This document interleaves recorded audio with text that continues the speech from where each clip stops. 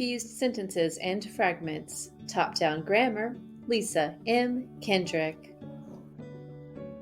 A sentence or clause contains at least a subject and a predicate and expresses a complete thought, just like in the two example sentences. After months of training, my friend entered and ran the Rock and Roll Marathon in Virginia Beach last year. I waited on the sidelines and cheered like a good friend who has no desire to run. Separate two consecutive clauses in one of three ways. With a period. It was much tougher than he had expected, period. He made it to the finish line where I waited.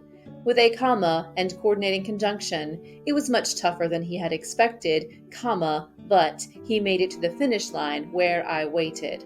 Or with a semicolon, it was much tougher than he had expected, semicolon, he made it to the finish line where I waited. An incomplete sentence or fragment is a phrase punctuated like a sentence, which is an independent clause, but which does not contain a clear subject, verb, and is not a complete thought. To hear the band play has no subject or predicate. Listened carefully and happily has no subject. The parade coming around the bend has no predicate.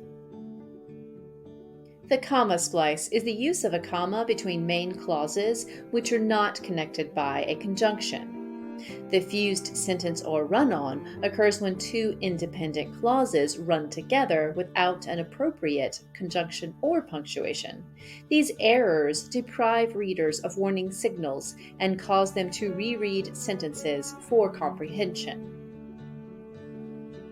An example of a comma splice is a clarinet has an almost cylindrical tube, comma, an oboe has a conical pipe. Correctly written, it should be a clarinet has an almost cylindrical tube, comma, but an oboe has a conical pipe.